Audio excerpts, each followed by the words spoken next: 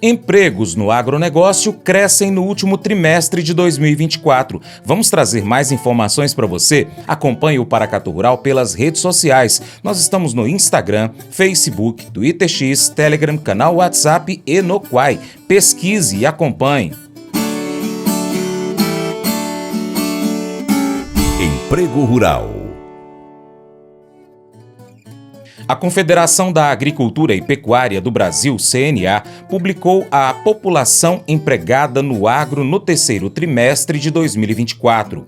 O documento é uma parceria da CNA com o Centro de Estudos Avançados em Economia Aplicada, o CEPEA. A edição traz, por exemplo, que a população ocupada no agronegócio foi de 28,4 milhões de pessoas no terceiro trimestre do ano passado, aumento de 1,9% em relação ao mesmo período de 2023, segundo o Boletim de Mercado de Trabalho do Agronegócio Brasileiro. O agronegócio inclui 4 segmentos da cadeia produtiva do setor: insumos para a agropecuária, produção agropecuária primária, agroindústria, processamento e agroserviços. Segundo a publicação, atualmente o setor mantém a participação em cerca de 26% do total de pessoas empregadas no país. O jornalista Estevão Damásio recebe a assessora econômica da CNA, Isabel Mendes, que detalha os números divulgados pela pesquisa. A gente conversa a partir de agora com a Isabel Mendes, ela é assessora econômica da CNA e vai nos ajudar a entender um pouquinho, dados muito estratégicos que foram divulgados pelo Centro de Estudos Avançados em Economia Aplicada, CEPEA, que é ligada à USP, numa parceria com a própria CNA. A população empregada no agronegócio brasileiro alcançou a marca de 28 milhões e 400 mil pessoas no terceiro trimestre de 2024, um aumento de quase 2% ou aproximadamente 533 mil pessoas que entraram nesse mercado. Tudo bem, Isabel? Prazer recebê-la. Prazer, Estevão. Prazer estar aqui para falar dessa importante pesquisa, que a gente faz em parceria aí com o CEPEA desde o início de 2023 e traz aí resultados, essas estatísticas do mercado de trabalho e um pouco do perfil aí também desse trabalhador. Números que saltam aos olhos. Qual a leitura no primeiro momento que a gente pode fazer dessa comparação entre terceiro trimestre de 2024 com o mesmo período de 2023? Bom, primeira coisa, você já destacou, a gente teve esse aumento aí, esse crescimento de 1,9%, quase 2%, nesses 533 mil novas pessoas, novos trabalhadores aí no nosso setor, sendo que é importante lembrar que a gente está falando de agronegócio, então a gente está falando da agropecuária, do setor primário, e está falando também o que está antes e depois da porteira, parte de insumos e a parte do processamento dessa produção, que é a agroindústria, e a parte de escoamento, de armazenamento, serviços financeiros, que a gente chama de agroserviços. Então, para dizer então que a gente está falando aí de todo mundo, desse setor e desses segmentos. Então, quando a gente olha para o resultado, a gente tem os resultados por segmentos e dentro desses segmentos a gente também pode dar uma olhadinha ali, as cadeias, as culturas, o que mais fomentou aí esse emprego nesse período. Vamos começar então pelos segmentos? Claro. Com a sua experiência, quais são aqueles setores dentro do agro brasileiro que mais se destacaram? Bom, dentro do agro, colocar um pouco da cadeia, porque o que é interessante? Quando a gente olha toda a cadeia e a gente olha os segmentos, a gente viu que o que mais se destacou foi agroserviços, A gente teve um crescimento de 6,3%, isso representa 611 mil novos empregos aí nesse segmento.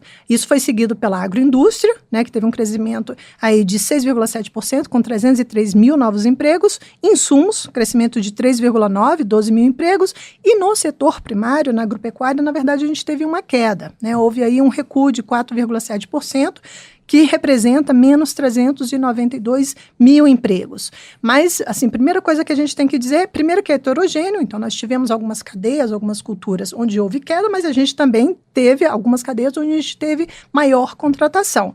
E apesar dessa queda, é bastante interessante a gente olhar por dentro deste dado, que na verdade a gente vê uma espécie de migração dessa mão de obra, Porque a gente vai ver, a gente pode falar um pouquinho aí também sobre o perfil desse trabalhador e vai ver que ele é mais qualificado, ganha mais dentro da agropecuária, mas a gente também tem um processo de modernização da agropecuária, mecanização, que é bastante importante, bastante relevante, pede um trabalhador mais qualificado e com isso a gente tem uma produção maior.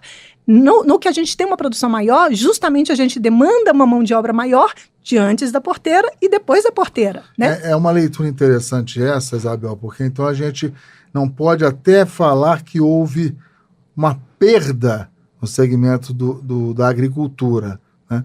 Processo de inovação tecnológica que requer muitas vezes mão de obra mais qualificada, fez com que esse trabalhador que ainda tenta se qualificar possa ter sido absorvido por outro segmento, possa ter migrado para outro segmento. E é exatamente isso que a gente identifica, né? Esta migração, tanto assim que a gente, trimestre após trimestre, a gente está com recordes, né? O mercado de trabalho do agronegócio tendo aí recordes, né? Tendo um número cada vez maior, com uma participação bastante expressiva. Se a gente olha em termos de emprego total no país, hoje está acima de 26% de participação, o que é bastante relevante, né? Um dos principais segmentos da economia brasileira, certamente. Além desse retrato aí de um setor que emprega cada vez mais trabalhadores com mais qualificação, mais nível educacional, presença feminina também é destaque, né? Presença feminina é destaque, né? Esse boletim é bastante interessante porque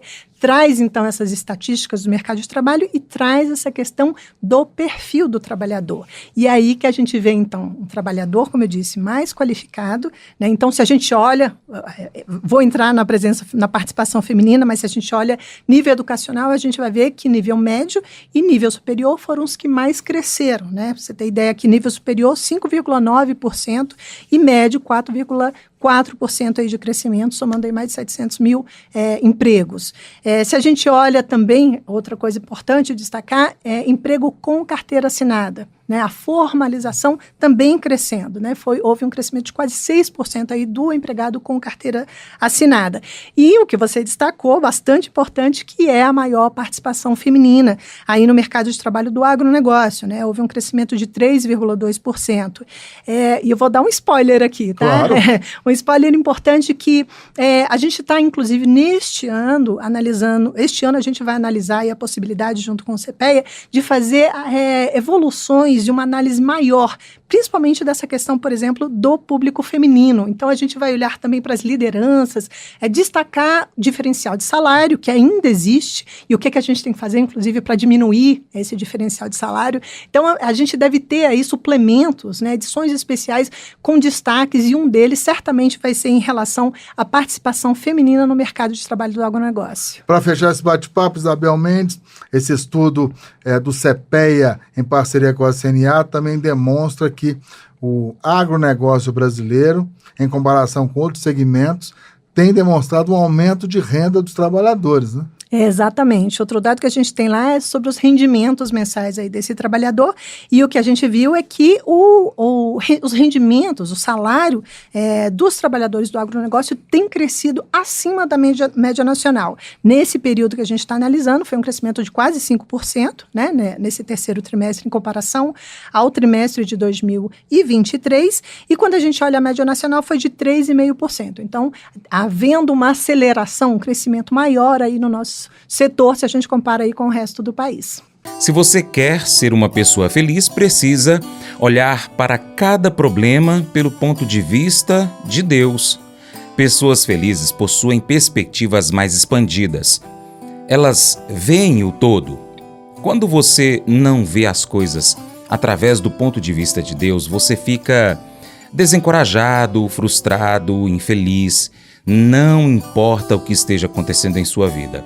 O bom, o ruim, o feio. Deus está elaborando um plano. Paulo sabia disso. Ele diz em Filipenses 1:12: Meus irmãos, eu quero que vocês saibam que as coisas que me aconteceram ajudaram, de fato, o progresso do Evangelho. Desde que Paulo se tornou cristão, em seu caminho até Damasco, ele sonhava algo grande. Ele queria pregar em Roma, o centro do mundo naqueles tempos. O seu sonho era pregar o Evangelho na cidade mais importante do mundo. Mas Deus tinha outra ideia. Ao invés de enviar Paulo a Roma para pregar, ele o fez um prisioneiro real de César, que era Nero na época. Nero era o mais perverso e maldoso possível.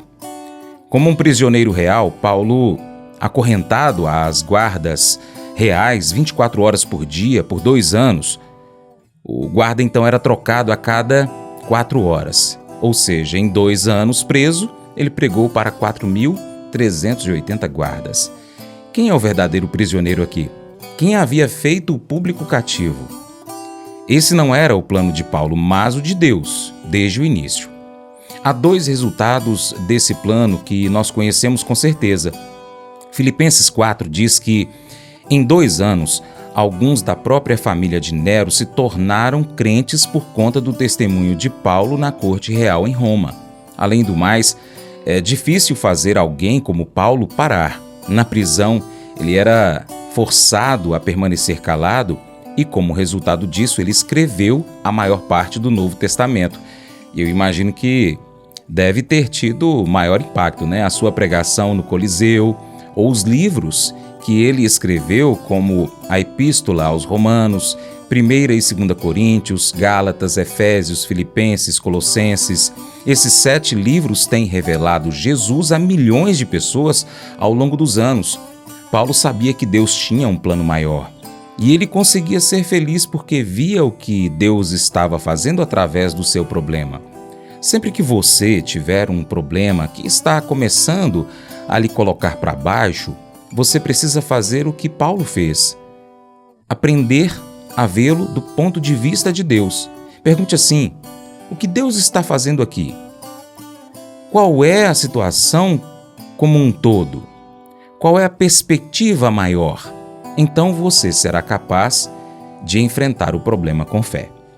Esse devocional faz parte do plano de estudos Hábitos de Felicidade do aplicativo biblia.com. Muito obrigado pela sua atenção, Deus te abençoe e até o próximo encontro. Tchau, tchau.